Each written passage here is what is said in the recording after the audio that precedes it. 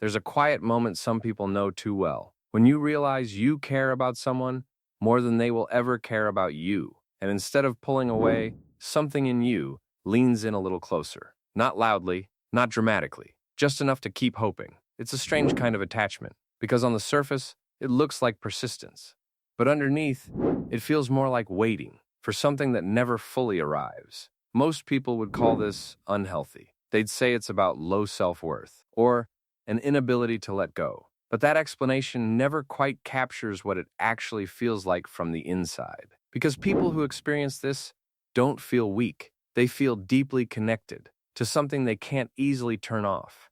And that's where it starts to get more complicated. Because loving someone who doesn't love you back isn't just about emotion. It's about how the mind interprets connection itself. There's a pattern some psychologists have quietly noticed over time. Not everyone experiences love as something mutual. For some, love feels more like something you prove by staying, even when it's not returned, even when it's uncertain, even when it hurts a little more each time. And the strange part is, the inconsistency doesn't always push them away. Sometimes, it pulls them deeper in, because unpredictability has a powerful effect on the brain. It creates something similar to a reward loop. A small moment of attention, a message, a hint of warmth, it feels amplified, almost more meaningful than consistent affection would. This is something that even ideas from behavioral psychology and patterns discussed in work like Thinking, Fast and Slow quietly point toward. The brain doesn't always chase what's stable. It often becomes more attached to what feels uncertain. And over time, that uncertainty starts to feel like significance.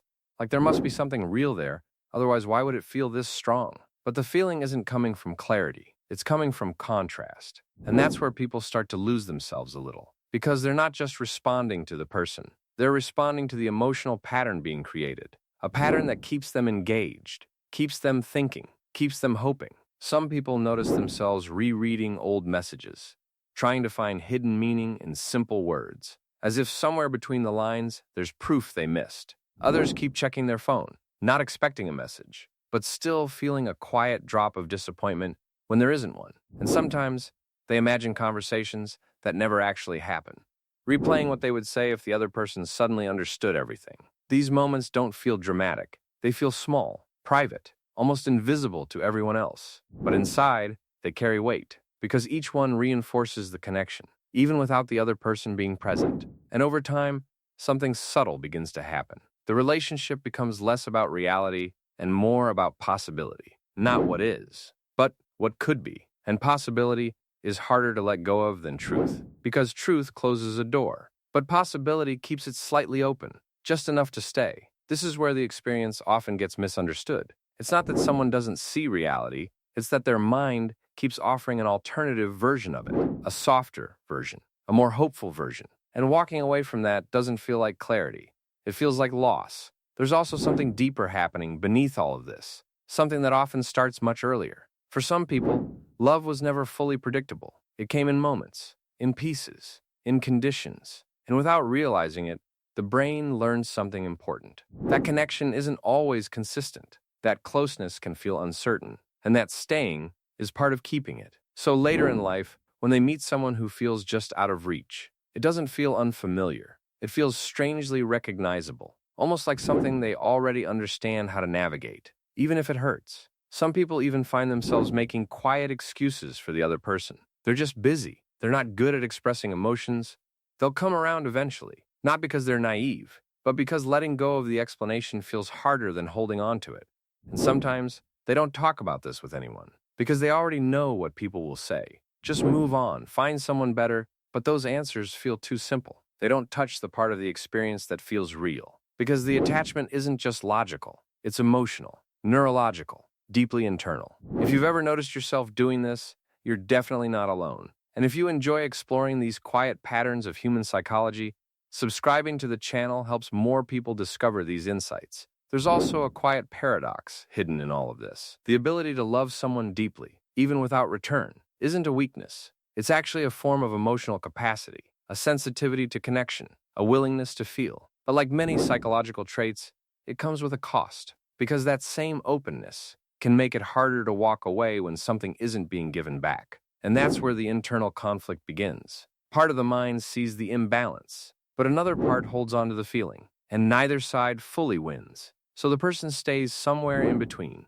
not fully connected, not fully detached, just present, waiting for clarity that rarely arrives. There's also something else people don't often talk about. Sometimes, loving someone who doesn't love you back feels safer than being loved fully, because unreturned love doesn't require vulnerability in the same way. It allows someone to feel deeply, without fully risking being seen. And that idea quietly connects to something Carl Jung once suggested, that we're often drawn not just to people, but to parts of ourselves we haven't fully understood yet. In some cases, the attachment isn't just about the other person. It's about what they represent, a feeling, a possibility, a version of connection that feels just out of reach. And that distance keeps the emotion alive. Because once something becomes real, it can also be lost. But something that never fully begins, never fully ends either. So it lingers, in thoughts, in small habits, in moments of quiet reflection.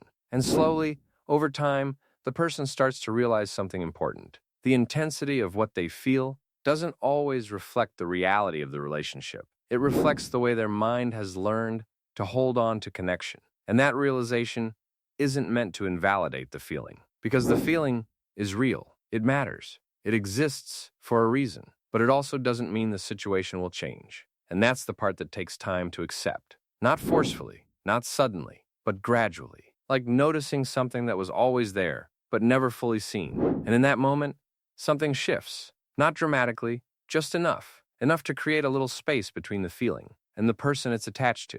And in that space, there's something quiet, but important. The understanding that the mind wasn't wrong. It was just trying to hold on to something meaningful, in the only way it knew how.